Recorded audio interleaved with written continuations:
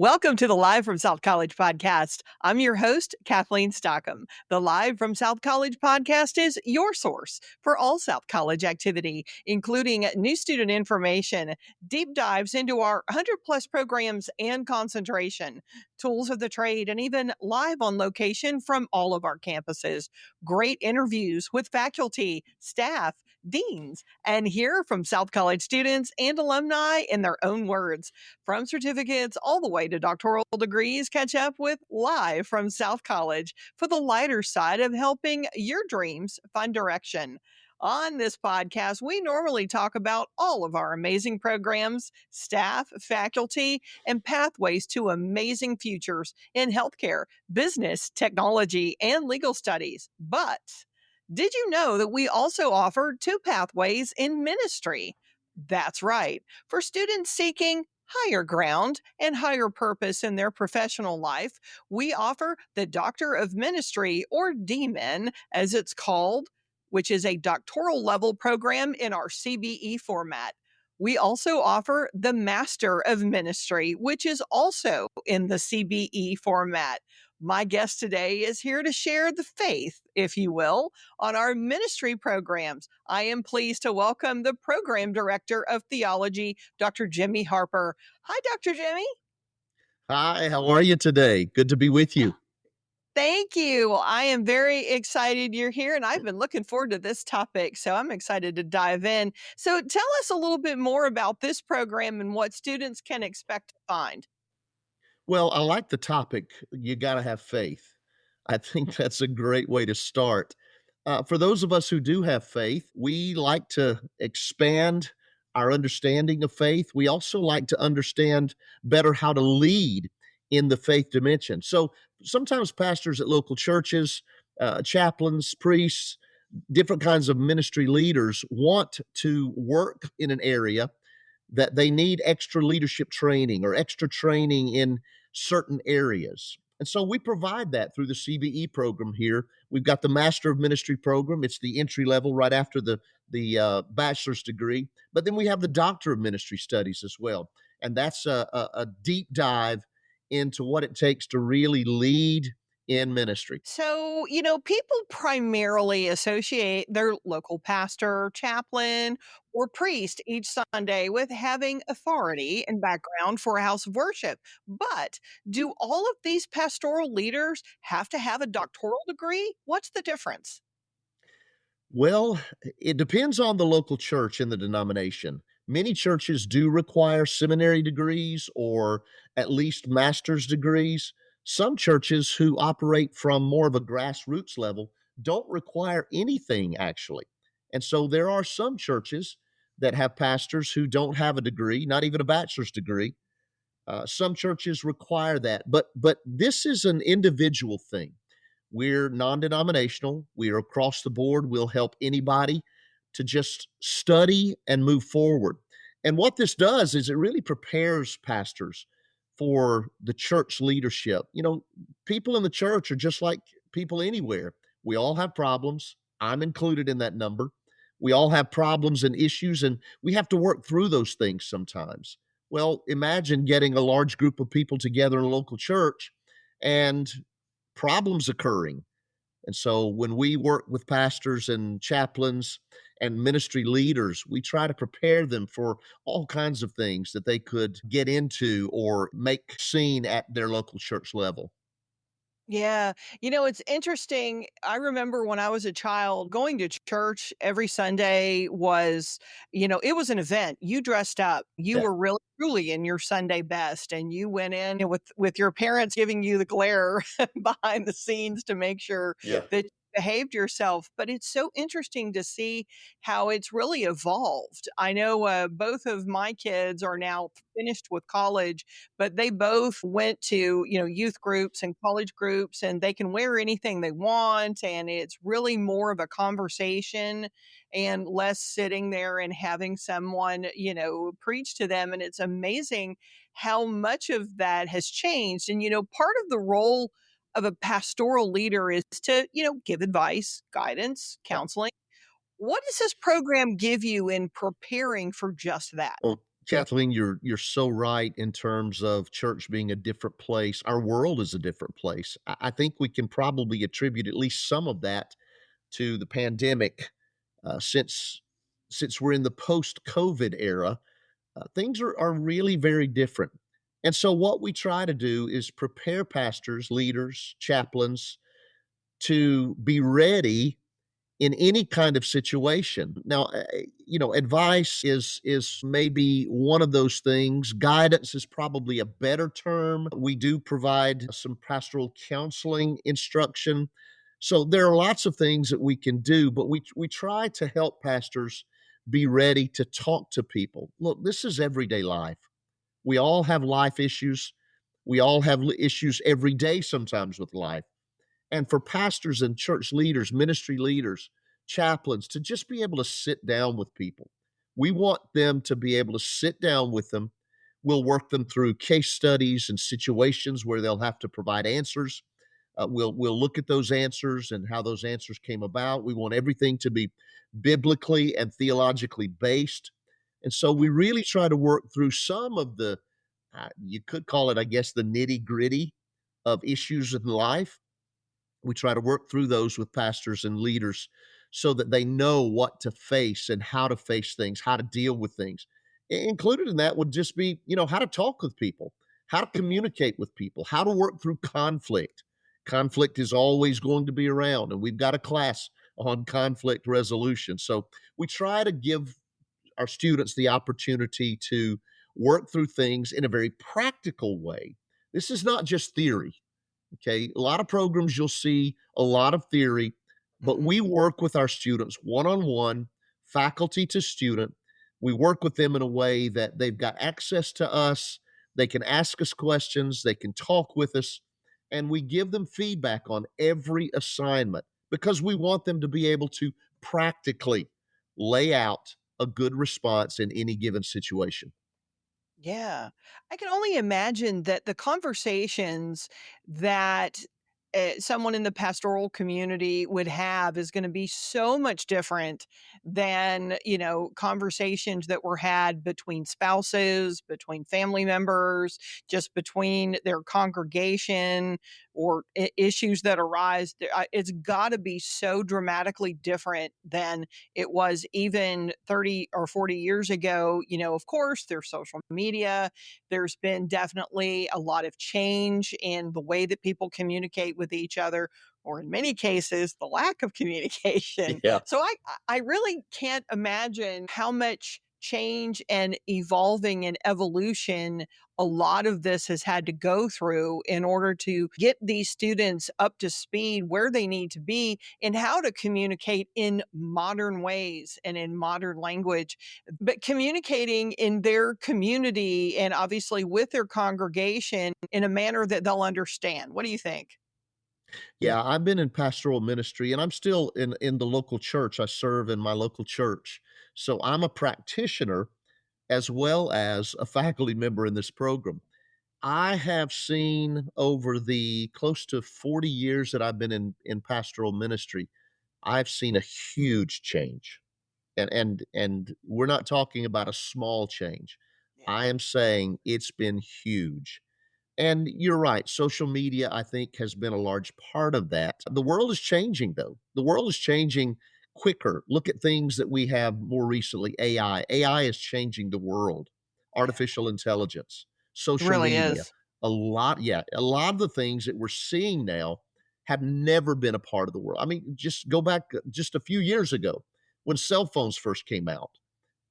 Even cell phones and the technology has changed the world. And so yeah, it's very different. It's extremely different. And I think going with the flow of the change in society, I think we have to change as practitioners. We can't Mhm. deal with things the way we used to. To me, honestly, I think there has to be a lot more transparency and a lot more vulnerability. Now, obviously, with social media, you can't hide anything. But we've seen even lately a lot of churches, a lot of pastors with difficulty, struggling in many ways. And social media has been a very negative platform for many church leaders. I Yeah. think as long as we're serving God and trying to be people of integrity, I think we do things right and we can move along in a positive direction. We can move the church and our leadership and the kingdom of God along in a positive direction. And so, yes, things have changed, but I think the more they change, the more we have to get down to the basics. We have to figure out what is absolutely necessary, Mhm. and we have to really stick with that. Again, I think vulnerability and transparency.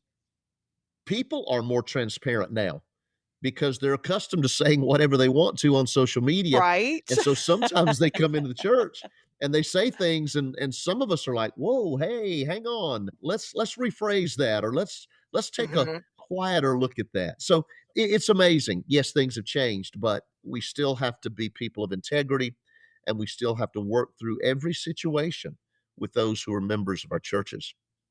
Yeah, well, that's an outstanding point, and, we affectionately call them keyboard Mm, warriors that hide behind their keyboard and write whatever they want, yeah. and when they get in real life, they seem to forget that more personable filter. Well, it seems like, and we kind of alluded to this already, it seems like there has been a growth and a return to spirituality with a lot of our young people. And you can see it on social media. I see videos all the time of these thousands and thousands and thousands of college students that are going to these their inspirational uplifting concerts, or they're going to a live ministry, and they're really beginning to feel their faith. Again, I just had 2 kids that just finished college, and, I definitely saw it with them. Why do you think that is happening? Well, you're right. There is a return to spirituality, and I would say more than just we in the academic world. I tend to throw around terminology as if everybody understands it, spirituality and those kinds of things. And although that's a correct term, I would I would say more than anything, there's been a return to Jesus and a return to Mhm, relationship. In many ways, over the last few years, social media has taken us away from relationship. In mhm, many ways, over the last few years, many aspects of our society, the pandemic, COVID, took us away from relationships. It took us to a solitary place. And I think in many ways, people are hungry for real relationship. And many of our young people are finding that in the church and even outside the church, not necessarily in the walls of a building. But when I say church, I'm talking about the people of God. Many young people are finding relationships with Jesus and with God through the people of God. yeah, It's organic, if you will. And I like that process so much better because I think that organic flow of relationship, again, the transparency, the vulnerability, we're here together, we're under the same roof, or we're walking down the same sidewalk, and we're just talking about things that really matter in life. There are so many things in life that cannot be explained.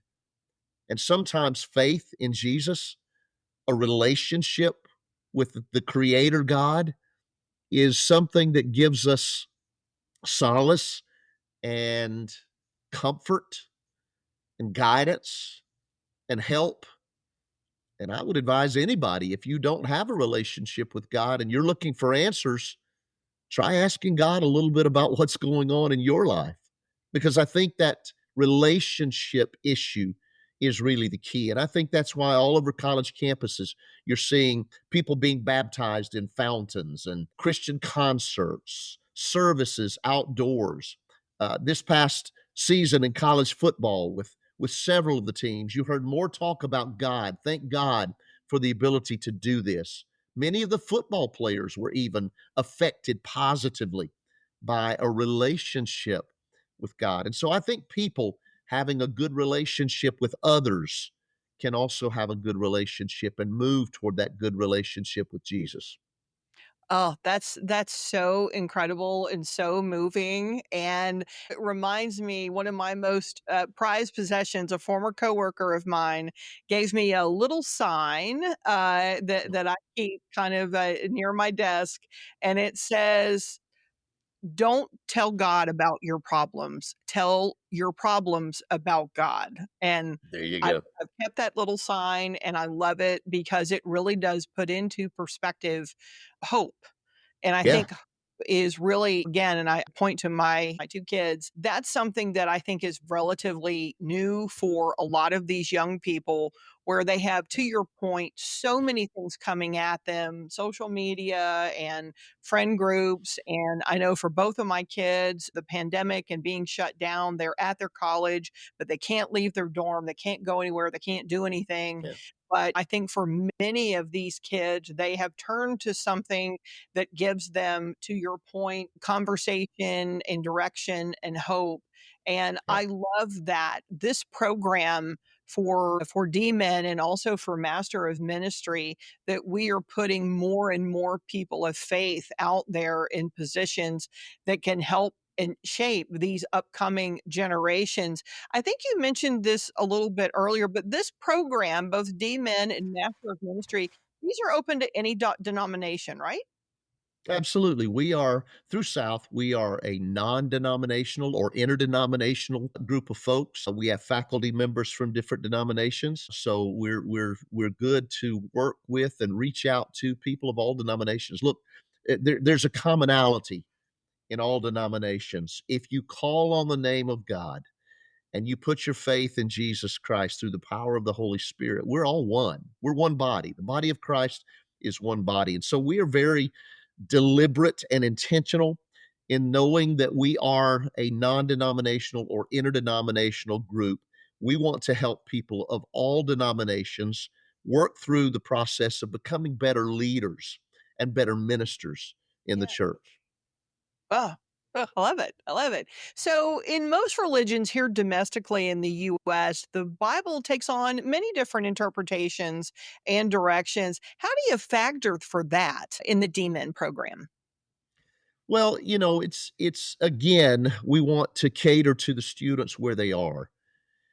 I think in many ways, as long as we keep the commonalities there, we make no bones about it. We are a Trinitarian. We believe in Father, Son, and Holy Spirit. We believe in certain things that are just basic to the Christian faith.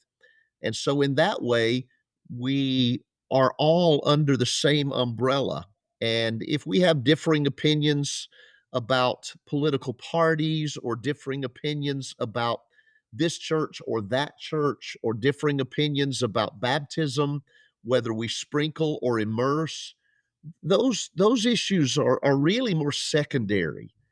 We want to keep the main thing, as I heard one pastor say one time. We want to focus on the good, solid, basic beliefs, and then everything else kind of falls into place. Hmm. Yeah. Well, so getting into the program a little bit more, if you had to design the perfect student that would be a good fit for the DMIN program, what would that student look like? And what I mean by that specifically are, do you find the best students to be someone who is more seasoned, a little older, that's had a career somewhere else? Or do you find maybe that it's more of that younger 20 something, 30 something that feel drawn, obviously, to becoming a more spiritual and obviously guiding others? Where do you see like the perfect student sitting? Well, honestly, we have a little bit of both. We have a little bit of all of the things you just mentioned. We do have young people who have been out of their bachelor's degree for a little while. Obviously, with this being a graduate program, you're not going to have the young 20 something, but it would be more of the late 20s, early 30s. But we've got a lot of folks in the middle ages, late 20s, 30s, 40s. We also have a lot of folks in the older age groups beyond the 40s into the 50s and 60s. And so it really just depends where you are in ministry and where you are in your vocation and your life calling. People come to this program at different places in life. And you know what? We love it because it gives us a broad variety of folks, people with different experiences, some people who are just beginning to be thinking about full time vocational ministry, and some who have honestly been in ministry for 30 or 40 years. We've got all levels, some people who have never really looked at theology or practical ministry at a depth that we try to take them to, and some who have been looking at theology and ministry in the Bible at the depth that we have them for years.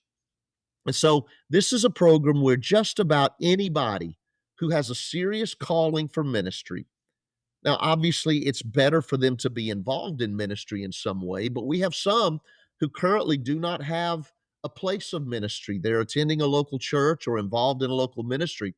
So we will take anybody from where they are and try to prepare them for whatever they want to become with Jesus.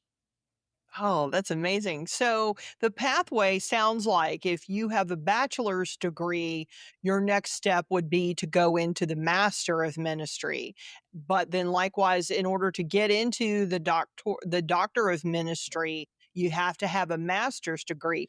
Does the master's degree have to be in a theological discipline, or can it be a master's in something else?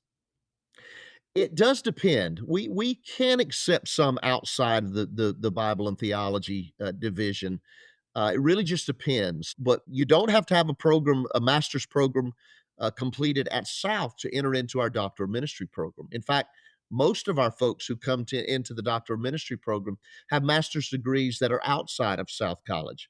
We will take you and run you through the master's and the doctoral program, or we'll take you for either one. There are some that can be outside of the theology and the biblical foundation in a master's program, and we take those situations one at a time. Oh, okay, cool. So good. So there sounds like there's a pathway for everyone, and that's awesome. Yeah, there really So is.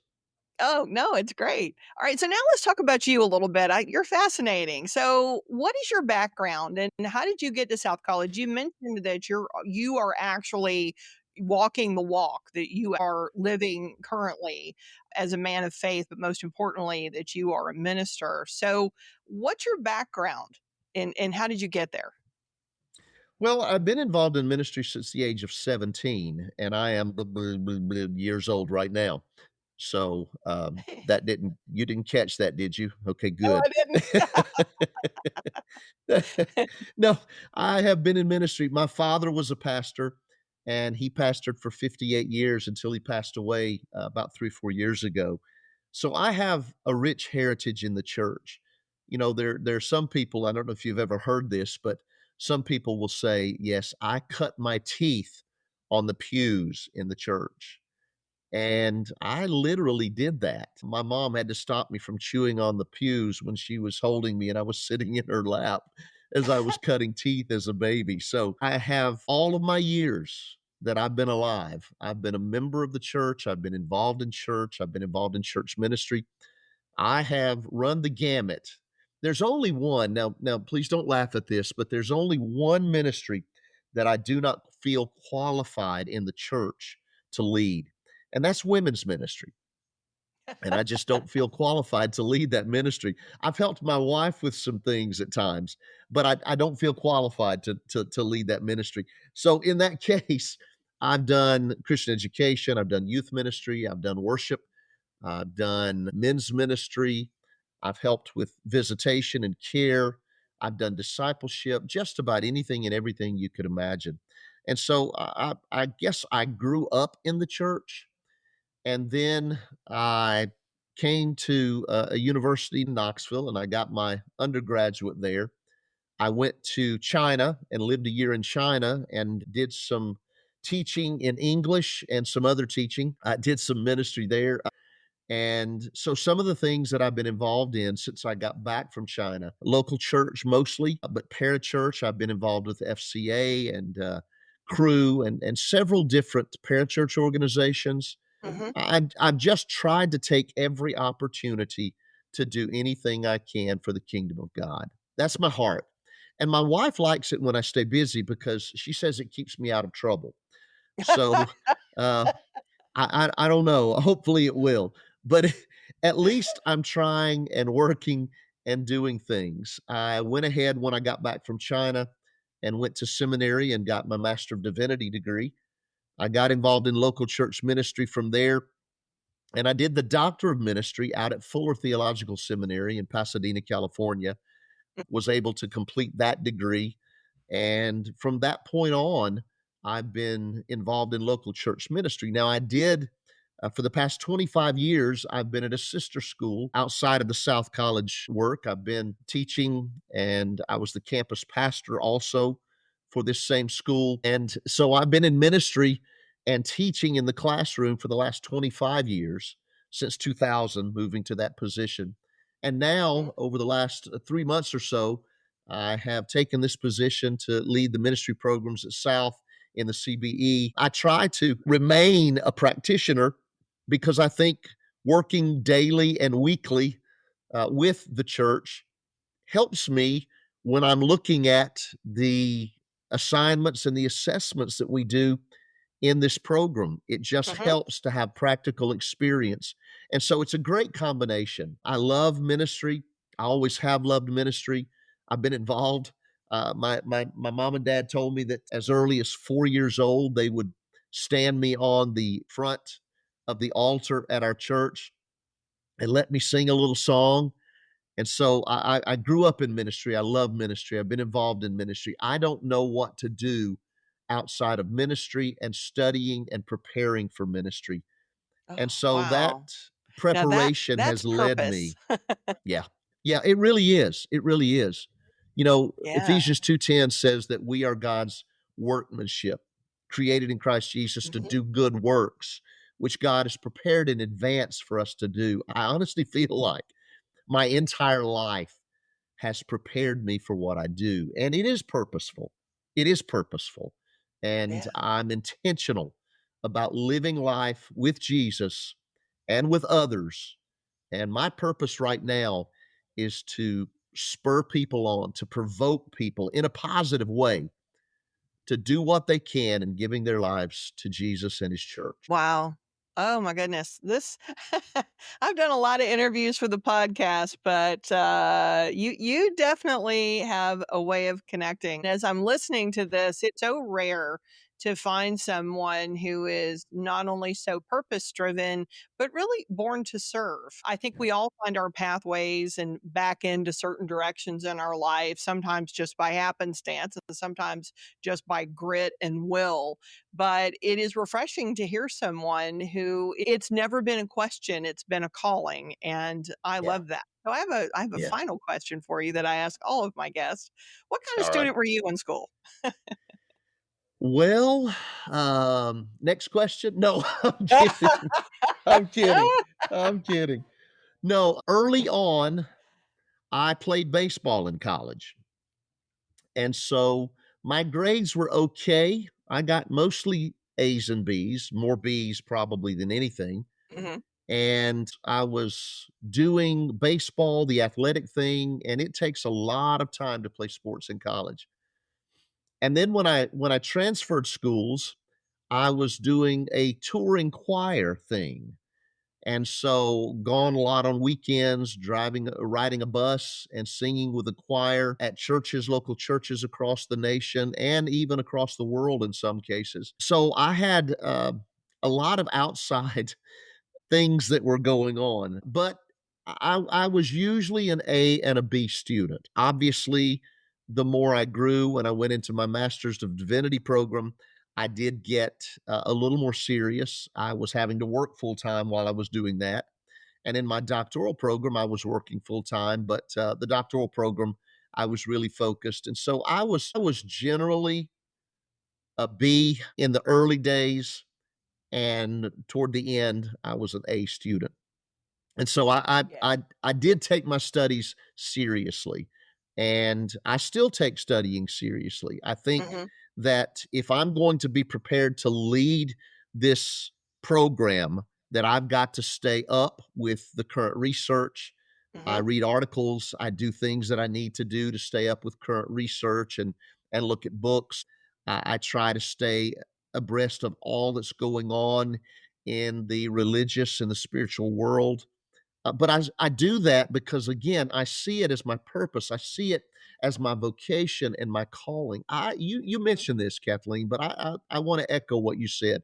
I do really feel like my purpose is to serve others and help Mhm. them be the people that they need to be in the kingdom of God. I'll say this, and I'll shut up. But we had I was looking at some things the other day, and Dale Bonner, among others. There's many that have said this, but Pastor Dale Bonner said this one time, and this has stuck with me.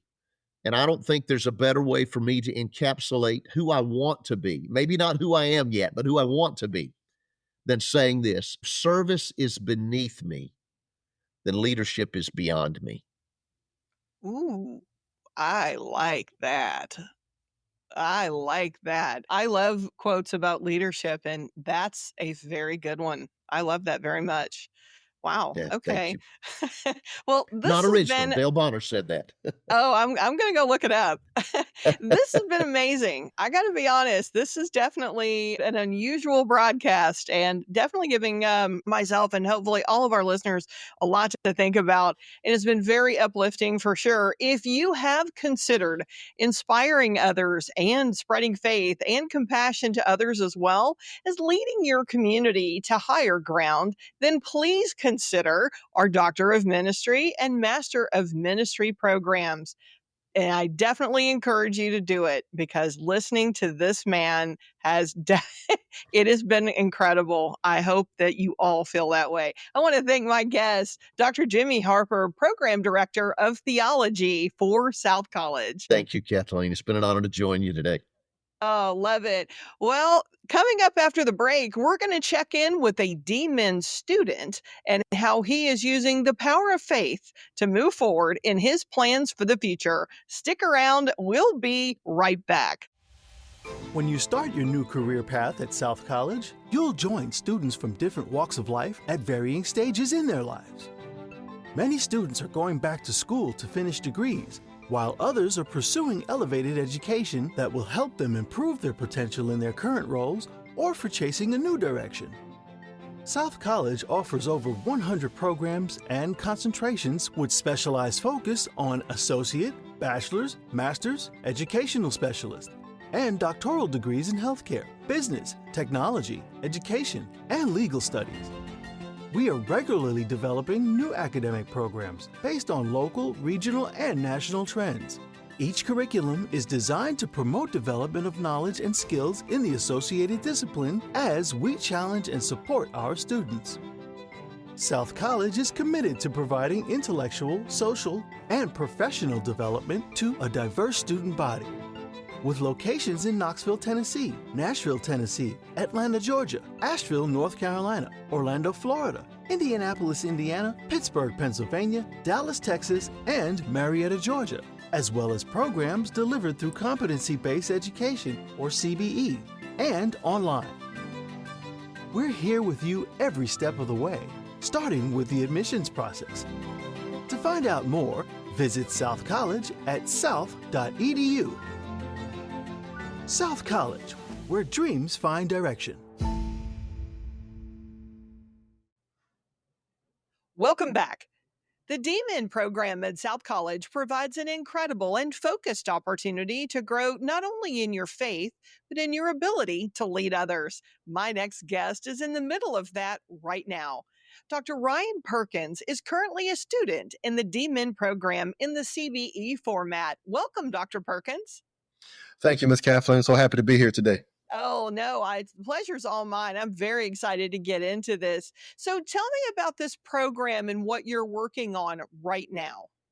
Perfect. I am in the Doctor of Ministry program, the CBE program here at South College. What I'm currently working on right now is the research and my ministry capstone. So I'm actually getting really close to the end, but I'm definitely working really hard at this moment. The end is near. The end is near. I love that. I know For for sure. all the doctoral candidates that I get to talk to, and particularly the ones that I meet at Hooding that are either like everything but dissertation, or they call all but ABD, all but dissertation, and that's the only thing they have left. That's literally how they feel. It's like, I see the light at the end of the tunnel. I'm not sure I can get there, but I love it. The CBE format, and we've talked a lot about CBE on the podcast, so I feel like hopefully my audience is very well versed in what competency-based education is. But this format is so amazing with true one-to-one faculty student ratio, and you work at your own pace. How has that worked for you? I can go on and on and on about this. I highly, highly, highly recommend the CBE format. I love it. It was the perfect fit for me. Just a little bit about myself. I pastor two churches. I just accepted a role as a principal, and I have an international evangelistic movement. So I don't have a lot of time to do traditional education, but because of I can do it anytime that I want, it is perfect for me. So I find all the little pockets of time that I can, and I can really go at my own pace. But more so than that, a little thing about myself is I made a prayer to God at about 26 years old that I wanted to finish my doctorate at the age of 40. Mhm. But I looked up and time had caught up with me, and I was 38 years old, and I was like, there's no way that I could actually ever get that done. But then here comes South College with Mhm. this program, and I am now on track to meet that goal, and I am thrilled about it. Oh, I love that. That's an awesome story. And of course, you're never too old for this. That's the best thing about what CBE does. I think that the students, honestly, and I've met many of them, they come from all walks of life. They have Mhm. come from different parts of their life. They're career changers, or they're going to go get that more advanced degree because that's a goal for themselves. Exactly what you said that has worked for you. And that's amazing. What has been the best things that you've learned so far in the program? Yes, ma'am. There was one lesson that was really provocative in thought for me because I'm such a person who I love authenticity and deeper type relationships and connections and social situations and community. I just love deeper things. And one day I was reading and working on a assignment. I think maybe my first class in the program, and one of the authors said these words, and I was just floored by it. It was like, most people prefer the comfort of superficiality. And when Hmm. I heard that, it just challenged everything about me because I'm a man of deep connections. I like to have deep connections in my church, in my school. I just believe in it. But they didn't suggest that we didn't push for that. It also gave us the framework to think from a place of, though you want something deeper, we first have to start at the place of people actually prefer the comfort of superficiality. So take your time in building relationships. And that was really helpful for me because I'm a person that will just jump right into the deep end. Mhm. And that helped me to understand that maybe you have to kind of wade into the water a bit, let people warm up to you before you get into the deeper things of life. So that one little statement has really changed how I do relationship, changed how I led my church, my own family, even my own wife and my marriage. It was just some people they need the comfort of superficiality and they'll warm up to the depths of things that are around us. So I really did appreciate that little teaching. Yeah, I think that's a great lesson for all of us. So, how difficult is this program? My answer to that question would be moderately difficult. It requires for you to be diligent. I say moderately difficult because if you're not a self starter, if you're not really diligent and consistent, it could take quite a long time. And I also say moderately difficult simply because there are a lot of assignments. There's a lot of reading. There is a great deal of work that has to be placed into this program. So it is one of those programs where if you struggle with faithfulness and consistency, it can be extremely difficult. Now, I will speak to this. As I said earlier, I am in research and in capstone now, and I am telling you, it is extremely difficult now. Uh, it, I am second guessing everything about my life right now. Mhm. So, but it has been a good stretch and a good push. So I would say moderately difficult. When you get to your research and capstone, it has really challenged every fiber of my being. But I know that I will finish with God's help. Yeah, but you're also studying something that you have extreme passion for, so Yes. that's gotta be helpful as well.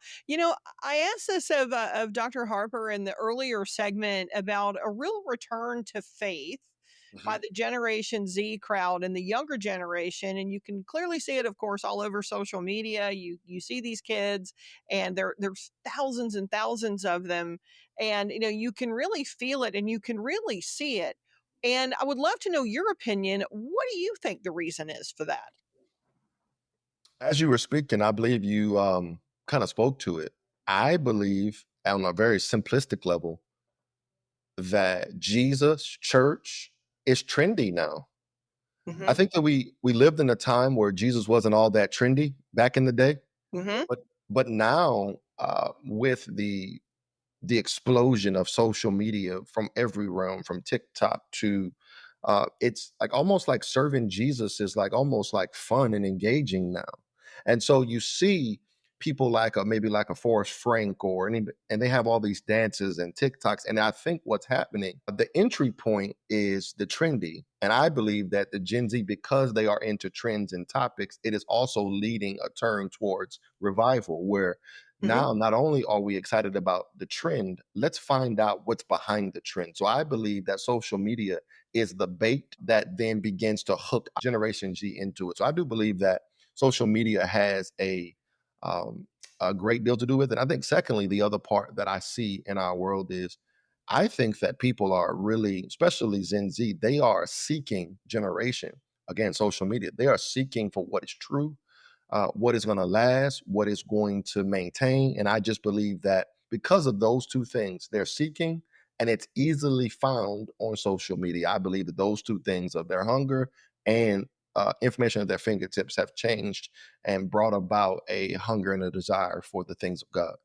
yeah, I agree, and I think it's also for them, and I was telling him I have 2 kids that are just both right out of college and Mhm, starting their careers, and I see it as a return to hope. I think mhm. for these kids, well, I call them kids because 'cause they're all younger than me, Right.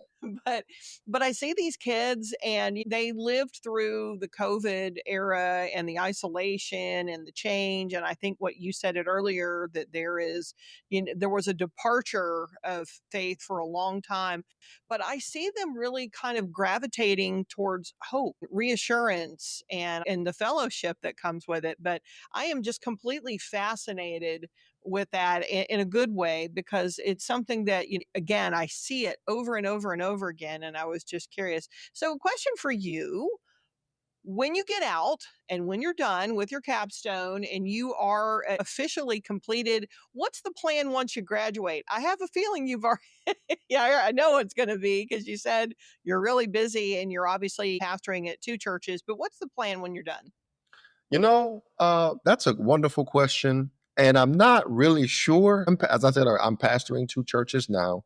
I am naturally a church planter, so I start them and I place people there. And I'm entering into my first year of principal of a pre-K to 12th grade school here in Louisiana. My Oh, first day is wow. actually tomorrow. And so I'm into that right now, but I'm actually really open. One of the things that I told the Lord when I gave him my life at 19 years old, this has been a saying of mine and a belief of mine for quite some time. And the belief has been this: at 19 years old, I gave Jesus my yes. And I've always said that when he got my yes, my first yes will be my last yes, meaning that whatever he wants, the answer will just be yes. So I'm open to wherever he wants to take me and whatever he wants to do in me. I would like to. This is like a plug. I don't know if it's a plug to South College. I would love to work at the college level in the DMIN program, rather as this DMIN program or a different DMIN program, Hmm. because it gave so much to me. I would like to be able to do and give the same thing back to other students who are like myself, who for a little while maybe had counted themselves out. And I would like to be a support for them to pursue their very own degree as well. So I'm really open to whatever the Lord wants to do, but I also know when I finish, I have some books on ice. And I would actually like to go finish writing, publish some works, do some speaking tours as a result. But those are some of the things that I have in my heart that I hope that I have the opportunity to get done after I finish the program. Oh, yeah. That sounds great. Well, I would say talk to Dr. Harper. Yeah. There may be a job there. You never know. Yes, for sure. Do For you sure. do you have any advice for anyone considering the DMIN program at South College now that you were almost done with it? Yes, I do. Number one, do it. That really is my heart. I really want you to do it. This program has been so good to me, and I'll say it's good for this reason. I think you should do it. Especially, this was my first theology degree. My other degrees are in social work and in history, but Oh, I've been in ministry now for 21 years. And this program, especially my concentration, pastoral ministry, it gave me such context and understanding of what I was just doing. It helped me understand what I was doing well, what I was not doing so well, and also gave me great strategy mhm. to to to be more efficient as a pastor, as a spiritual leader in every walk of life. So I would say do it, especially for the person who maybe didn't take the track of ministry degrees to begin with, because for me, it really helped me understand myself better. I was going on a lot of passion, a lot of belief, and also having some good mentors in my life. But it was nice to have a formalized education. So I would say do it to have better understanding and context of what you're doing. And also, I would say do it simply because it broadens your perspective. My perspective about ministry, especially in the area of ethics, has been truly opened. But also, my encouragement is as you are doing it, give it your all. Like, get the most out of it. Like, do the readings, do every assignment, don't just appreciate the CBE format just to get through to call yourself a doctor, but the assignments are so rich. So take the most of each assignment, learn, grow, and build from there. And I believe that every student that comes after me, along with me, would have the same feelings as well, because it has been truly life impacting for me being at South College. And I am so grateful for what South College has given myself as I continue to pursue this doctor of ministry. Oh, well, I am grateful for you for sure. Well, I told you at the top of the broadcast that students seeking higher ground and higher purpose in their professional life and an opportunity to serve will find a home here at South College. And you just heard incredible testimony from both the program director and a student as to why the Doctor of Ministry program is growing so quickly. I want to thank my guest, Dr. Ryan Perkins, current DMIN student. Now he's working on the capstone project. He's here at South College. Thank you so much, Dr. Perkins. Thank you, Miss Kathleen. I really appreciate this time today. Oh, you're so welcome. Well, that's going to do it for us. This was incredible. With 10 campuses in 7 states, plus online and CBE, there's a pathway for you at South College. Hope you enjoyed this latest episode of Live from South College. The Live from South College podcast is a production from South College Marketing. Thanks for joining me. If you love it, give it some stars, and you can always send us feedback by emailing us at southcollegepodcast@south.edu. And yes, I do read all of them. Have an awesome day and let your dreams find direction. See you next time.